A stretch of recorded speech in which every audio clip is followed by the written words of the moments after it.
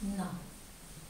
Tak mi dovolte, aby som sa zamyslel trošku nad prevenciou zdravia a kvalitou nášho života. Takže, aké máme kritéria pri posudzovaní kvality života? Čo pre vás predstavuje kvalitný život? Zdravie. Zdravie. Ďalej. Kľud, pohoda. Kľud, pohoda. No ja som si tu pripravil to, čo mňa napadlo, aby som vás tu nenamáhal. Veľa ľudí uprednostňuje vzťahy, priateľstvo, rodinu, deti. Ďalej, niektorí materiálne zabezpečenie, peniaze, ďalší úspech, kariéru, vplyv, moc. Niektorí chcú byť užitoční, ďalší uprednostňujú slobodu a nezávislosť. Iní chcú mať záľuby, šport, sebarealizáciu. Takže ale asi sa zhodneme, že tým hlavným kritériom kvality života je zdravie. Áno? Áno. Takže, čo to je zdravie? Stav, keď nie sme chorí? Nie celkom. Je to v podstate situácia alebo stav taký, keď je človek v podstate v psychickej, mentálnej aj fyzickej pohode. Absolútne. To by som povedala najskôr asi tak. Čiže mal by to byť Rovnovážny stav. rovnovážny stav, bežný, ideálne trvalý. Ale v tejto dobe je to u veľa ľudí skôr výnimka.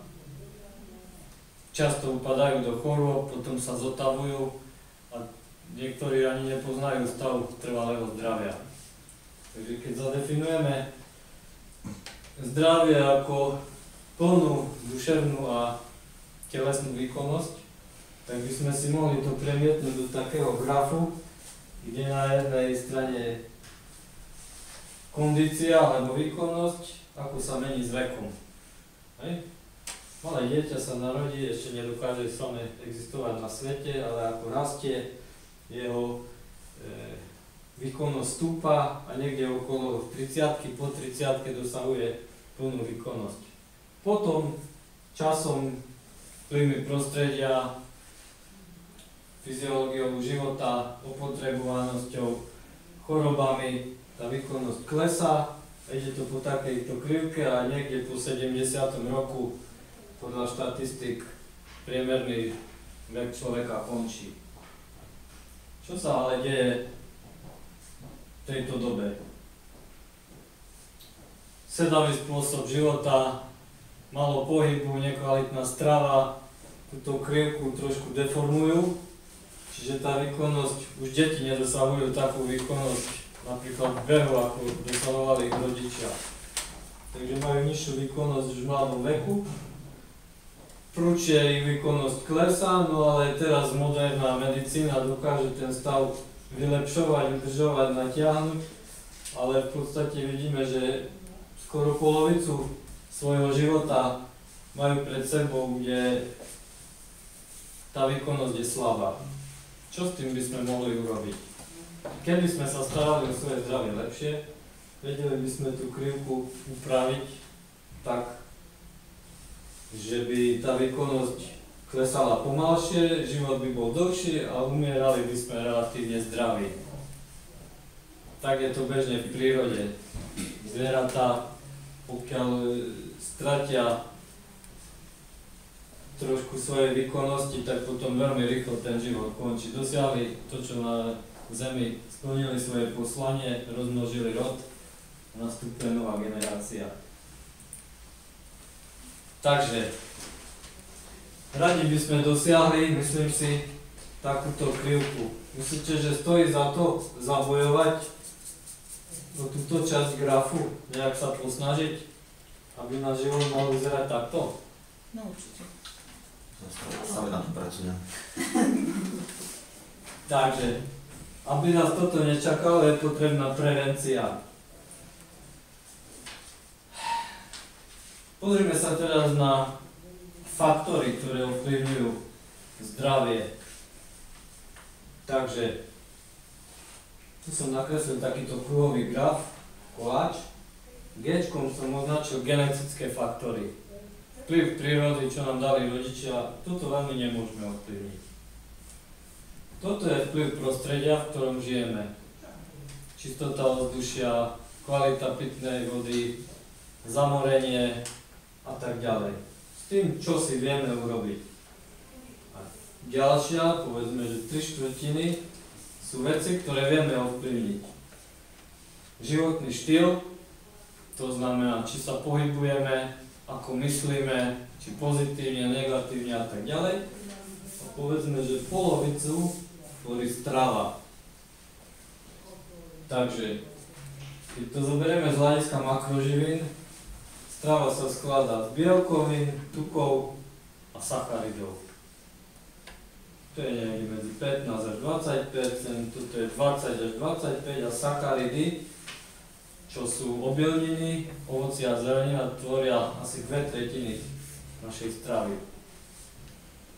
Takže vidíme na tomto grafe, že podstatnú časť nášho zdravia si vieme zabezpečiť stravou. A teraz ide otázka, aká tá strava je, či je kvalitná a kde nás posunie na tomto grafe. Tak sa môžeme pozrieť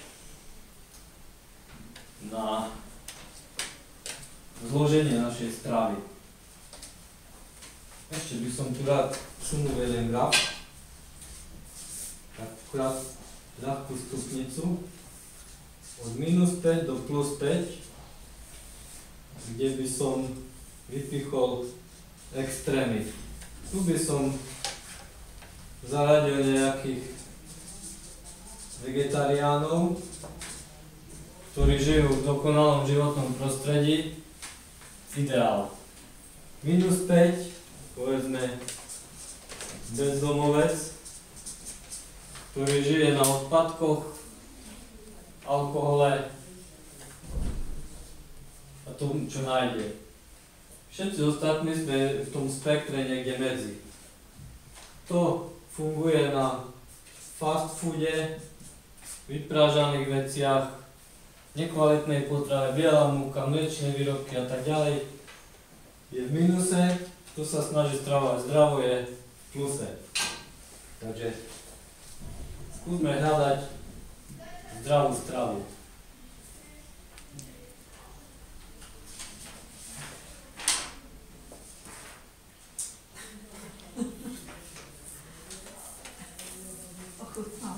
Tu má Súria, aby som to urýchlil a predstavil priamo tieto výrobky, ale ja tu mám ešte pripravené nejaké fakty. Takže veľmi rýchlo ich spomeniem. Kde si môžeme kupovať potraviny? Alebo ako si zaobstarávate potraviny? Tak ja by som bol za gazovský spôsob stravovania. Gazovský spôsob? Priamo od farmárov. od výroby, neviem čo jem, odkiaľ to je, poznám prostredie. Žiadne nejaké supermarkety, zabalené, zafarbené, zajčkované. Môj názor. No keď si nemám inú možnosť, tak Ale možnosti sú iné, no. Supermarket. Ale potraviny myslíš teraz ovoce a zeleninu, myslíš, nie ako... Všeobecne potraviny, ale najmä ovocie zeleninu. Takže taký rýchly prehľad vývoja kvality potravín. Tu pán hovorí, že dáva prednosť domácim a farmárskym výrobkom. Áno, takéto potraviny boli bežné pred 100 rokmi. Skoro všetky potraviny mali biokvalitu. Ale potom nastala revolúcia technická aj vo výrobe potravín. Čiže čo sa stalo? Začalo to veľkou výrobou. Potraviny sa začali pestovať vo veľkom, tým pádom sa vyčerpala pôda a hnojenie, ktoré bolo kedysi tradičné, pôvodné, prírodné, nepostačovalo, tak začali pôdu hnojiť chemicky. Čo sa stalo? Chemické hnojivá obsahujú možno 4 z 52 dôležitých minerálov, ktoré obsahuje pôda. Z toho dôvodu ovocie síce narastie, ale neobsahuje tie látky, ktoré by malo a jeho obrannú schopnosť a živiny v ňom nie sú. Čiže je ľahko napadnutelné škodcami a chorobami. Potom nastala ďalšia fáza, ako uchrániť takéto nekvalitné produkty. Nastalo takisto východisko hľadali v chémii. Pesticídy, fungicídy, herbicídy na zničenie škodcov. To malo za následok, že všetky tieto chemické komponenty sa dostali do pôdy, do vody, do potravín. Ďalší faktor, ktorý znižuje kvalitu potravín na pultoch, je preprava. Potraviny sa dovážajú z druhého konca sveta, aby sa to stihlo dopraviť do obchodu, zbierajú sa dávno pred dozretím, dozrievajú počas prepravy alebo v skladoch, čiže sa zbierajú zelené, surové. Ďalší faktor, aby sa takéto potraviny udržali na pultoch, je, že ich treba konzervovať. Takisto tam vstupuje chémia, konzervanty, cukor, soľ, ožarovanie, parafinovanie a tak ďalej. No a potom ďalší veľký pokrok vo výrobe potravín je veľkovýroba potravinárska. To znamená, že polotovary na urýchlenie varenia, hotové výrobky, ktoré samozrejme obsahujú takisto z veľkej časti rôzne prísady, konzervanty, škroby, modifikované potraviny a tak ďalej. No a samozrejme sa tam objavujú ďalšie veci pri rýchlo výrobe živočíšnych produktov, antibiotika a ďalšie veci.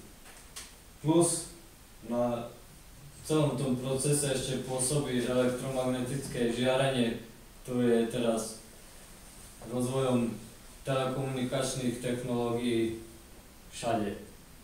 Tiež nie je to dobrý vplyv na kvalitu potravín. Takže, aké východisko z toho nájsť?